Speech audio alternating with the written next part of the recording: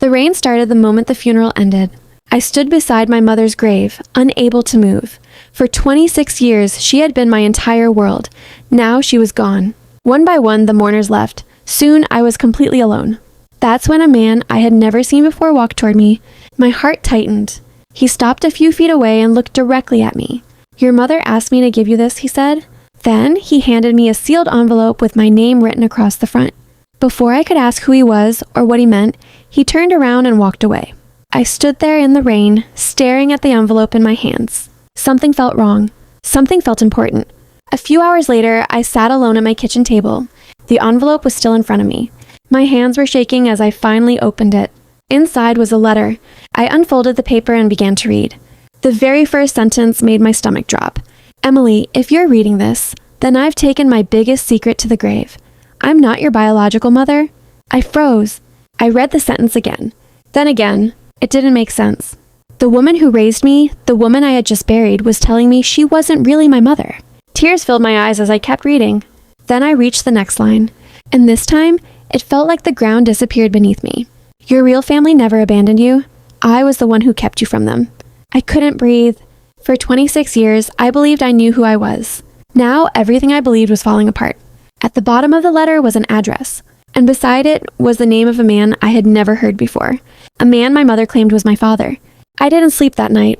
The letter stayed on my kitchen table, and I must have read it 100 times. Every sentence raised more questions.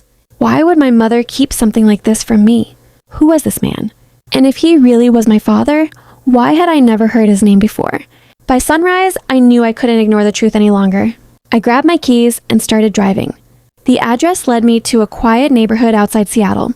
As I pulled up to the house, my hands tightened around the steering wheel.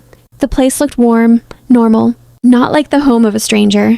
I sat there for a moment, trying to gather the courage to walk to the door. Then I took a deep breath and stepped outside. My heart pounded with every step. When I finally knocked, it felt like the loudest sound in the world. A few seconds later, the door opened. An older man stood there. The moment he saw me, his eyes widened. The color drained from his face. "Emily," he whispered. I froze. I had never seen him before. "How do you know my name?" I asked. His eyes filled with tears. For a moment, he couldn't even speak. Then he finally said the words that changed everything. "Because I've been looking for you for 20 years. My mind went blank. Nothing made sense. Before I could respond, a woman hurried into the hallway behind him. She looked at me. Then she covered her mouth in shock. I watched her eyes fill with tears. And then she said something that sent a chill through my entire body.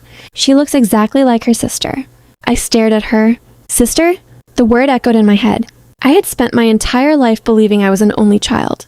But in that moment, standing in the doorway of a stranger's house, I realized my mother's secret was far bigger than I had ever imagined. Because somewhere out there, I might have a sister. And suddenly, finding my father was no longer the biggest surprise of my life. I couldn't move. The word sister kept repeating in my mind. I looked from the woman to the man standing in front of me, hoping one of them would tell me this was all a misunderstanding. But neither of them did. Instead, they invited me inside.